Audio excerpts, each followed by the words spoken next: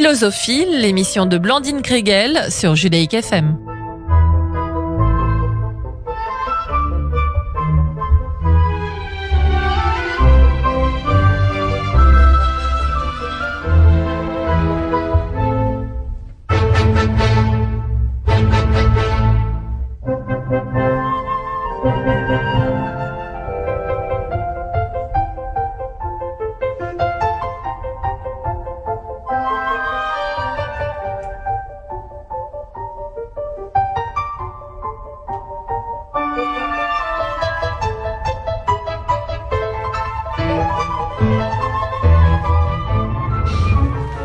Nous accueillons ce matin dans l'émission Philosophie, consacrée cette année à la République du passé au présent, le doyen François Guéry, professeur de philosophie, Université Lyon 3, le docteur Marielle David, pédopsychiatre et psychanalyste, l'historien et géopoliticien Alexandre Adler, le journaliste et directeur de radio Alexis Lacroix. Nous avons commencé par nous intéresser aux républiques anciennes, Athènes, Rome et Jérusalem.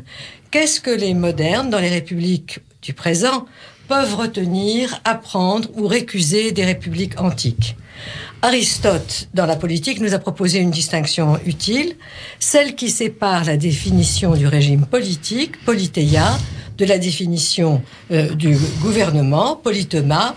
L'opposé de la République, c'est le despotisme ou l'empire, mais la République peut composer avec des gouvernements différents.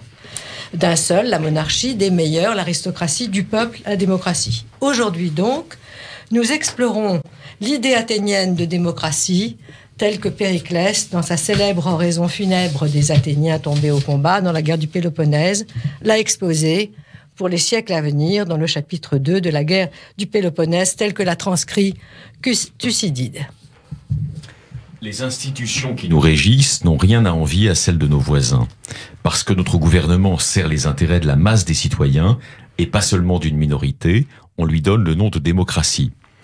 En ce qui concerne le règlement de nos différends particuliers, nous sommes tous égaux devant la loi, c'est en fonction de la place que chacun occupe dans l'estime publique que nous choisissons les magistrats de la cité, les citoyens étant désignés selon leur mérite plutôt qu'à tour de rôle. Quand un homme sans fortune peut rendre quelques services à l'État, l'obscurité de sa condition ne constitue pas pour lui un obstacle. Nous nous gouvernons dans un esprit de liberté, et cette même liberté se retrouve dans nos rapports quotidiens, d'où la méfiance est absente. Mais si nous sommes tolérants dans les relations particulières, dans la vie publique, nous évitons scrupuleusement d'enfreindre les règles établies. Nous obéissons aux magistrats, comme nous obéissons aux lois, à celles surtout qui assurent la protection des victimes, de l'injustice et à des lois non écrites.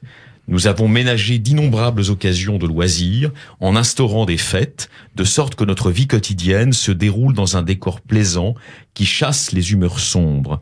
Telle est la puissance de notre cité que les biens y affluent.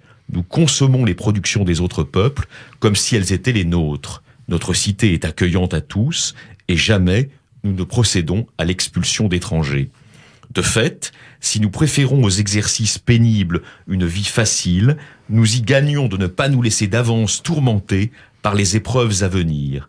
Et quand arrive réellement l'heure de nous battre, nous ne montrons pas moins d'audace. Nous apprécions la beauté sans pour cela aimer le faste, et nous avons le goût des choses de l'esprit sans tomber dans la mollesse. Il n'y a point de honte chez nous à avouer qu'on est pauvre, mais il n'y en a rien à faire pour sortir de cet état. Ceux qui participent au gouvernement de la cité peuvent s'occuper aussi de leurs affaires privées. Nous intervenons tous personnellement dans le gouvernement de la cité, au moins par notre vote, ou même en présentant à propos nos suggestions. En bref, j'affirme que notre cité dans son ensemble est l'école de la Grèce. Les témoins de notre puissance ne manquent pas et nous avons laissé des monuments impérissables de nos entreprises, de nos échecs comme de nos succès. Telle est donc cette cité pour laquelle ces hommes, qui n'admettaient pas l'idée de la perdre, sont morts en héros, les armes à la main. Merci beaucoup, Alexis. Alors, cher François Guéry, je me tourne vers vous. Première question. Qu'est-ce que vous retiendriez de cette description de la démocratie athénienne ? Alors, elle est d'abord exemplaire, elle se propose comme modèle à d'autres cités, et éventuellement aussi pour l'avenir. À mon sens, elle répond à une question qui est conjoncturelle. Athènes est pris dans une guerre avec la coalition spartiate, la guerre du Péloponnèse, et donc une question se pose, peut-on mourir quand on est attaché à la bonne vie ? Or, cette bonne vie, elle tient au régime que Périclès décrit, participation très large à la délibération, cohabitation de riches et de pauvres, prospérité, goût, même amour des arts et des lettres. On sait que le cercle de Périclès était extraordinairement prestigieux. Et donc, la question se pose de savoir comment une telle cité peut réagir face à une autre cité qui ne vit que pour la guerre, c'est-à-dire, en un sens, pour la mort. Donc, la démonstration consiste à montrer que les Athéniens ne sont pas faibles dans la guerre, parce qu'ils sont attachés à leur régime et non pas à leur vie personnelle, individuelle. Donc c'est l'attachement à la bonne vie ou à la civilisation athénienne qui fait qu'on peut risquer sa vie courageusement. Et ça se termine donc par un éloge des morts à la guerre. Bon, mais écoutez, merci. Mais alors, en quoi notre démocratie se rapproche-t-elle ou s'éloigne-t-elle, à votre avis, au fond de cette démocratie athénienne ? Oui, il y a certainement des analogies, ne serait-ce que dans cette conjoncture où nos démocraties sont attaquées à la fois dedans et dehors par des régimes où seule la mort au combat constitue une valeur, alors que par contre la valeur de la vie est niée et même plus que contestée, enfin méprisée. Oui. Donc nous sommes attachés effectivement à mener une vie bonne, à nous préserver. Je ne dirais pas que le prestige de la vie sous Périclès soit bon, enfin, nous ne sommes pas forcément au niveau de cette excellence culturelle. Il n'empêche que nous cultivons le goût de la vie. Oui. Mais la liberté, l'égalité, là, ce sont des choses qui nous rapprochent. Mais par exemple, dans, au fond, une description tout à fait libérale de la vie civile, par exemple, l'idée qu'on ne doit pas embêter son voisin, qu'il n'y a pas donc ni d'inquisition de la part des autorités gouvernementales, mais aussi pas de politiquement correct. Est-ce que ce n'est pas quelque chose qui nous éloigne de cette vie démocratique ? Il dit, n'est-ce pas, dans ce passage, qui est quand même très étonnant, c'est qu'on respecte les particularités des individus, jusqu'au point où, évidemment, elles seraient contraires aux lois. Mais on les respecte. Est-ce que nous en sommes là aujourd'hui ? Et aussi, dans le texte, on n'expulse pas les étrangers, n'est-ce pas ? Ce sont des choses qui peuvent quand même nous faire réagir. Oui, je pense que ça tient effectivement à ce choix de faire cohabiter les différences, de les harmoniser et donc de les rendre toutes solidaires du maintien des institutions. Je pense que c'est le... Oui, alors, dernière question, cher François, quelles leçons vous tireriez pour nous aujourd'hui de cette démocratie athénienne ? Est-ce qu'il y en a ? Est-ce que nous, on peut s'inspirer de cette démocratie ou au contraire, est-ce qu'elle est très lointaine ? Alors, je dirais que nous ne sommes pas purement et simplement attaché au modèle démocratique, parce qu'il y en a un autre, ultra-démocratique, qui vient, à mon sens, le contrarier et l'affaiblir. C'est ce qu'on pourrait appeler, si on veut, le devoir de révolution. Nous sommes habités par cette idée que la révolution de 89 doit être reprise, achevée, perfectionnée, etc. Et il est certain que ça joue pour diminuer cet attachement aux institutions dont parle Aristote. Mais dans cette démocratie athénienne, on pourrait dire que la moitié de l'humanité était citoyen, puisque toutes les femmes en étaient exclues, sans parler des esclaves, etc. Sur ce point-là, nous avons une supériorité sur la démocratie athénienne, c'est-à-dire que tous les humains sont citoyens. Il n'y a pas d'esclaves, et par contre, nous avons en face de nous des gens pour qui les femmes ne sont pas des citoyennes et où il y a des esclaves. Donc, il y a une supériorité, et au fond, la démonstration qui est que nous sommes attachés... Vous parlez de la démocratie athénienne.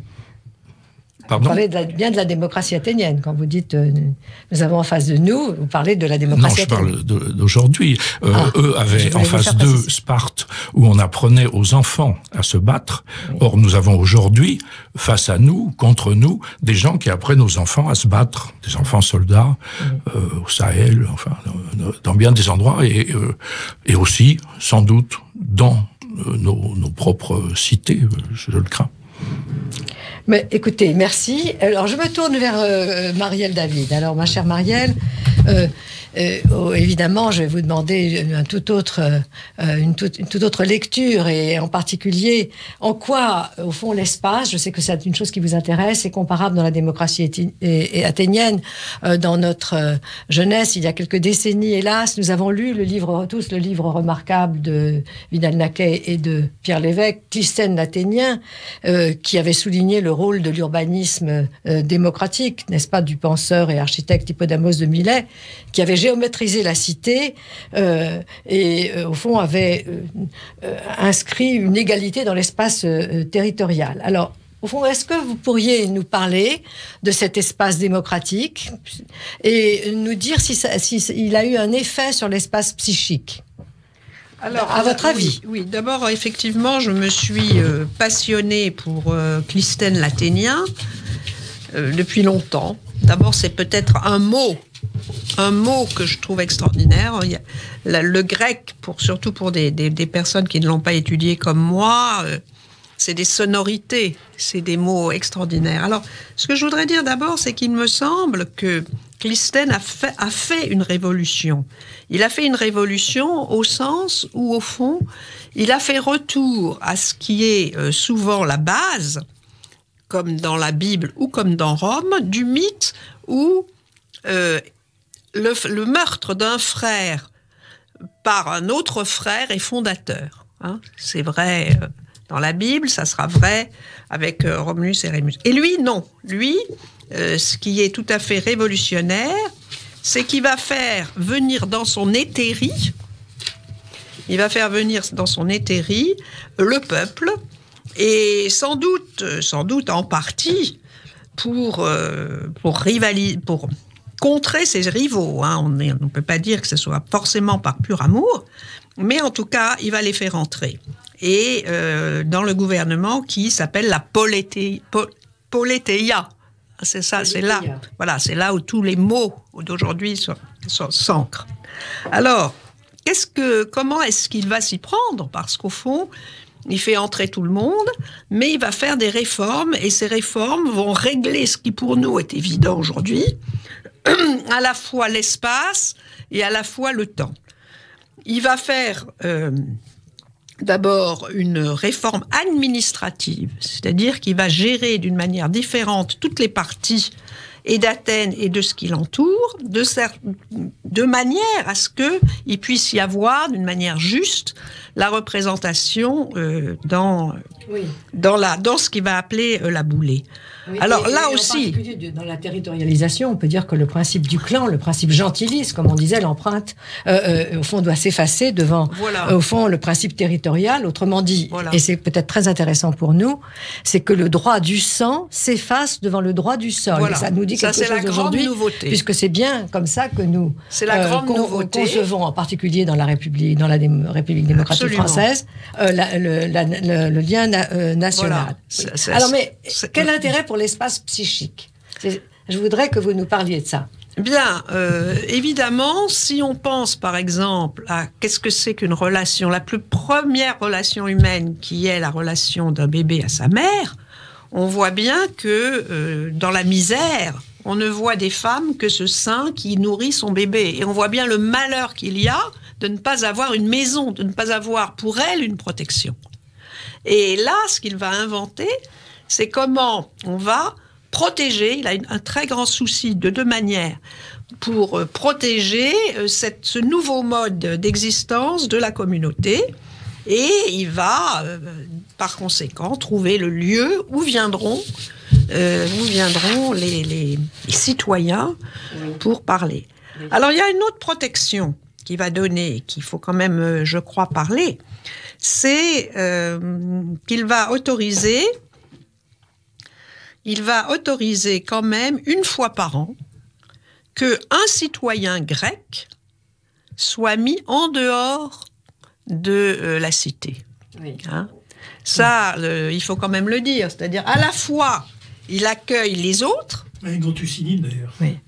Voilà. Qui a été ostracisé lui aussi. Voilà. Voilà. Voilà. Écoutez, je vous remercie. Donc, Alors, cet justement, ostracisme là, est quand je vois même qu'Alexandre aussi ça. Albert, je lui passe le relais, au fond, pour lui demander qu'est-ce qu'il reste de la démocratie athénienne, et peut-être d'abord dans l'Antiquité, puisqu'on avait commencé à comparer la démocratie athénienne avec la démocratie hébraïque. Qu'est-ce qu'il reste? Et puis ensuite, évidemment, aujourd'hui, ce nom de démocratie, est-ce qu'on peut l'appeler à tous les, l'appliquer, pardonnez-moi, à tous les régimes? Alors il reste beaucoup de la démocratie athénienne, et d'abord et avant tout dans cette espèce d'amplificateur extraordinaire qu'a été l'expérience romaine, puisque bien entendu un certain nombre d'institutions que Athènes a expérimentées comme une espèce de tentative tout à fait nouvelle à l'intérieur du concert des cités grecques, a été repris bien entendu ce que j'appellerais dans la Révolution romaine, progressivement, un certain nombre d'institutions, et la déterritorialisation, l'absence ou la dévalorisation systématique des origines et de la noblesse, de ce qu'on appelait la noblesse nobilitas, c'est-à-dire celle qui est connue. Tout cela est introduit progressivement dans la Révolution romaine, et va aboutir finalement, avec la victoire de César et d'Auguste sur l'Empire, à un monde qui ressemble beaucoup à une espèce de généralisation universaliste de la démocratie athénienne. Donc, évidemment, le lien entre l'expérience grecque et l'expérience romaine est explicite, et d'ailleurs, il est nourri par le fait que les Romains, petit à petit, commencent de plus en plus à penser, voire à écrire en grec, puisque la rhétorique romaine est doublée bientôt d'une connaissance souvent intime de la philosophie et de la pensée grecque, jusqu'au moment où l'empereur Marc Aurèle lui-même deviendra un auteur grec, et il n'est pas le seul. Donc il y a effectivement une filiation évidente. Mais cette filiation se retrouve aussi par une espèce de valorisation dans des sociétés dont on attendait le moins peut-être une telle perméabilité. Je pense à la société juive. Car, bien entendu, au fond, toutes ces institutions que le discours de Thucydide évoque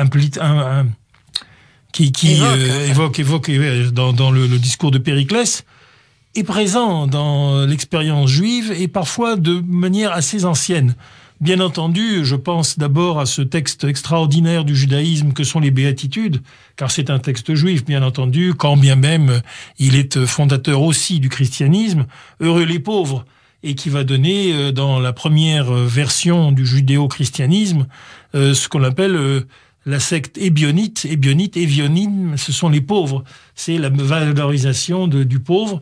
Bien entendu, je dirais à l'opposé même de cette voie moyenne que prêche Thucydide encore, c'est-à-dire non pas que les pauvres ne sont pas inférieurs aux riches, mais les pauvres leur sont même supérieurs, dans la mesure où cette pauvreté spirituelle représente une espèce d'avancée. Mais il y a aussi une proscription de la naissance, qui est la forme la plus radicale de la sortie d'Égypte. Qu'est-ce que c'est la prohibition de la naissance? C'est la prohibition du rôle des optimates, comme on disait à Rome, de l'aristocratie du sang bleu, en fait, qui est transmis ainsi. Et bien entendu, c'est la prohibition de l'inceste, qui est si forte dans le Lévitique, le 3e livre de la Torah, et qui interdit effectivement ces unions, en fait, incestueuses, qui sont celles de l'aristocratie. Oui, alors là, en effet, il me semble qu'il y a une grande différence avec, d'ailleurs, avec les questions là qu'on voit surgir dans Homère, mais qui caractérisent évidemment la démocratie athénienne. Au fond, pour définir un citoyen, on lui demande quelle est ta terre, quel est ton peuple et quel est ton sang, n'est-ce pas? Or, ce n'est pas là, évidemment, c'est une très grande différence. Mais je me retourne, si vous le voulez bien, vers François Guéry, parce que dans son commentaire là du texte de Périclès, Périclès, qui est un texte, un legs pour les siècles des siècles, comme l'a dit Thucydide. Eh bien, je crois, François, que vous avez énormément insisté sur, au fond, le caractère en quelque sorte compact, n'est-ce pas, de l'amour patriotique, c'est-à-dire la non-autonomie.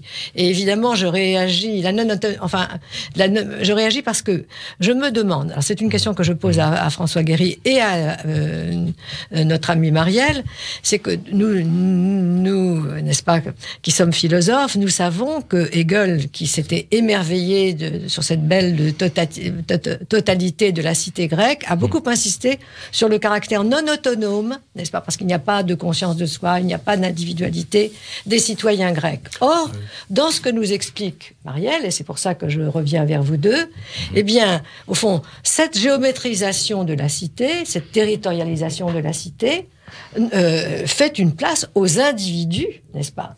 Pas des sujets, pas aux sujets, pas à la conscience de soi, mais à des individus. Alors, qu'en pensez-vous ? Oui, c'est-à-dire que, au fond, toutes ces limites supposent qu'il n'y a pas une masse de personnes compactes. Chaque personne devient citoyen, c'est-à-dire chaque personne a une autonomie, on va dire. Voilà, une très grande. Est supposée avoir une autonomie, est supposée avoir un jugement. Oui. Hein ?